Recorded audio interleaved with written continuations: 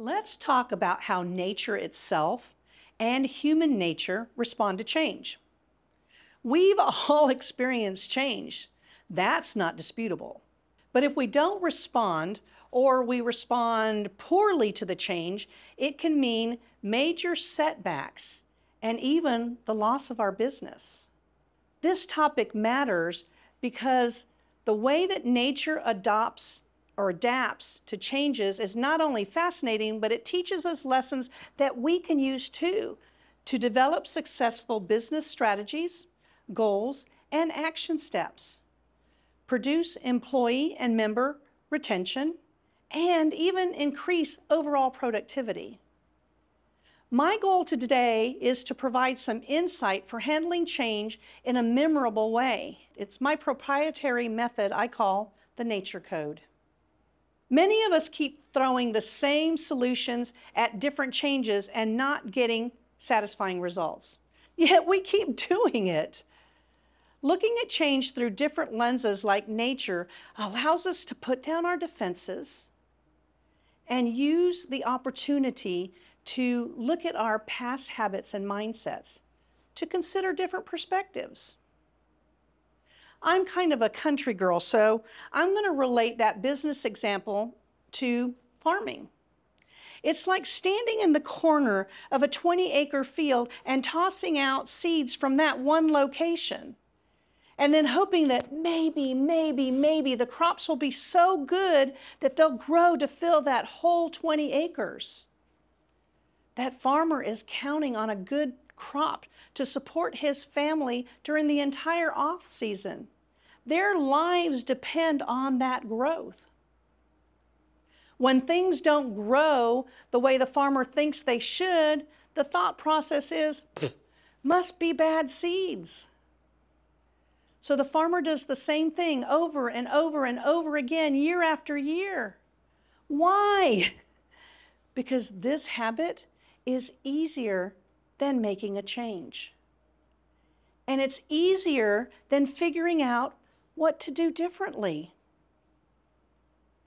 So the bottom line for our business is, it's about the courage to see the change, to understand the change, and re-examine the change, and then act according to our goals.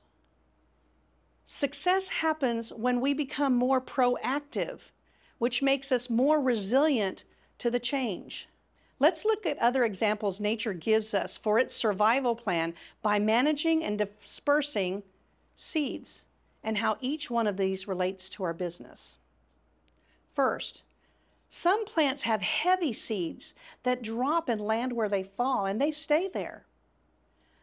If the seed stays there, it competes with that plant and all the other seeds for the limited resources. Only the few and the strongest are going to survive. But if by chance the terrain is made in such a way that the seed has enough ability to roll down and go someplace else, then there's less competition and there's better resources for better growth opportunities. The takeaways here is your business environment creating a situation where too many similar businesses are competing for resources, such as trained personnel, customers, or materials? Are you relying on chance for your business to land where there might be room to grow? There might be better access to more materials and resources? Are you relying on the shape of the business terrain to find and retain employees and members?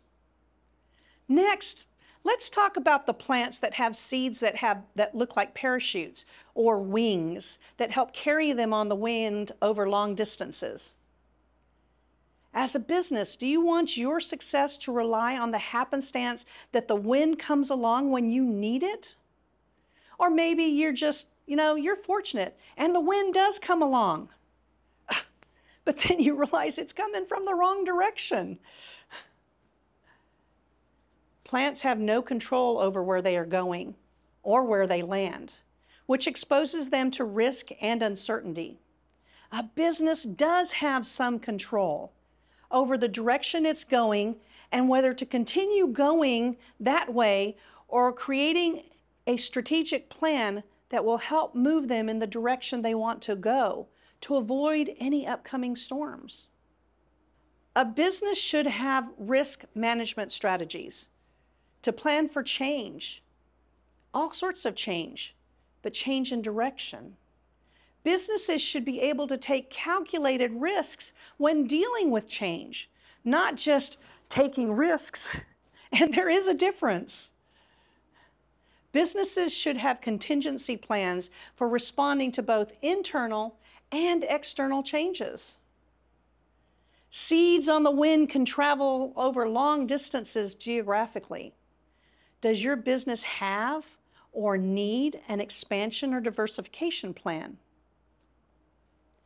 Finally, some seeds get eaten by animals and they pass through the digestive system and are deposited somewhere different than where they started.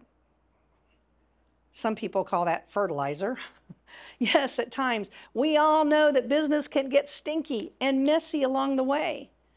Digestion is a process just like starting and running a business, as well as producing a product or service and surviving in times of changing business climates. Did your business start with good seeds, meaning a good plan?